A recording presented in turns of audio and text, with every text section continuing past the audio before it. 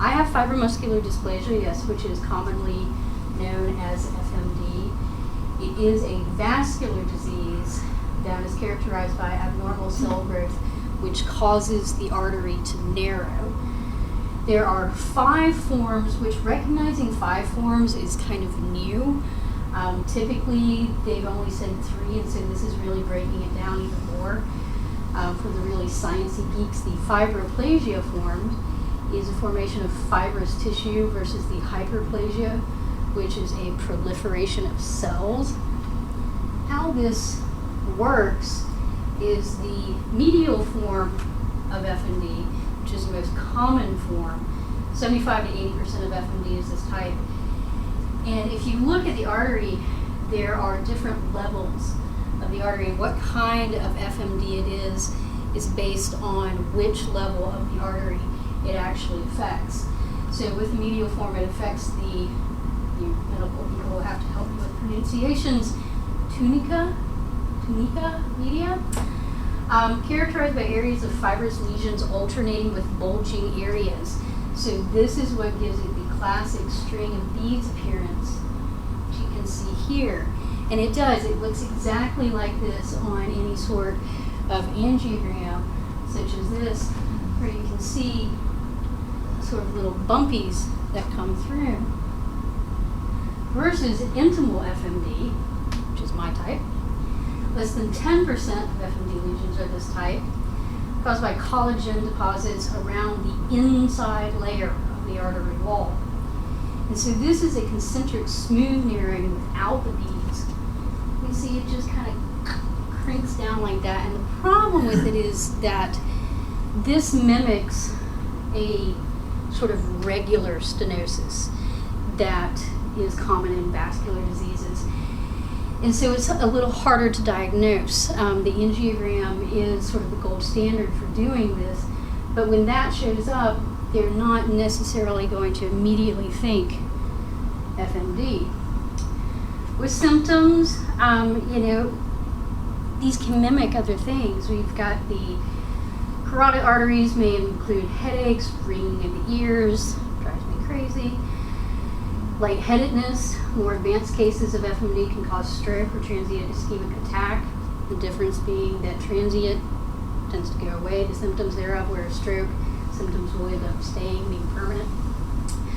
FMD of the carotid vertebral arteries may occur with a tear in the artery, known as carotid dissection. Symptoms include headaches, sudden neck pain, along with symptoms of stroke or TIA.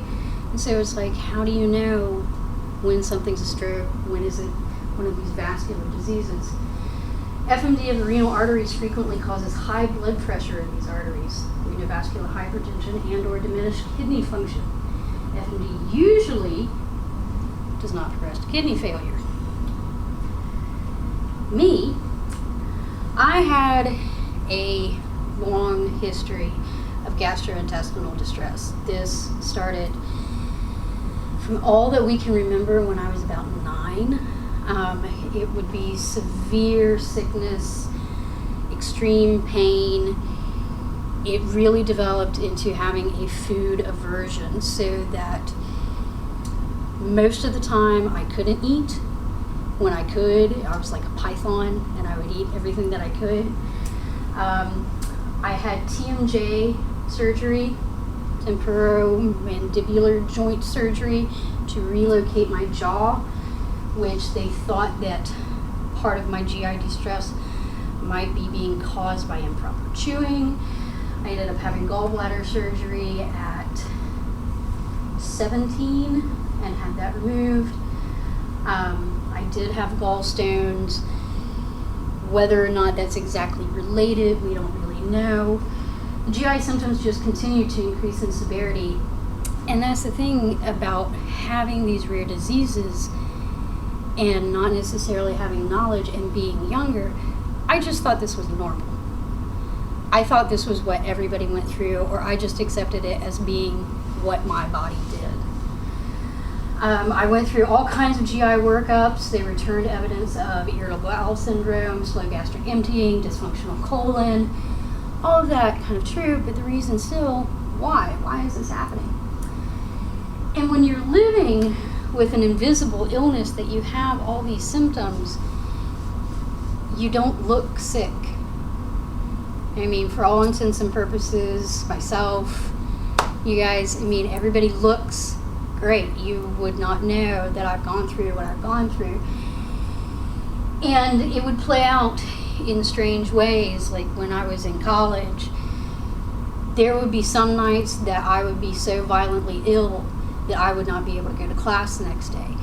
But if I had not disclosed my issues to my instructors beforehand, there was a tendency not to believe me.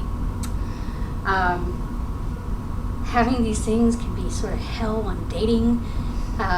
Little TMI, a little too much information for new partners and everything.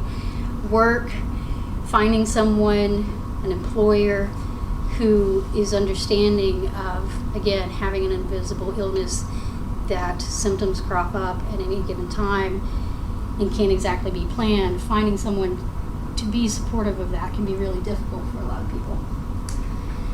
It all came to a head for me about my senior year of college. I experienced a blood pressure spike where historically it had been very low. All of a sudden I was running about 220/110.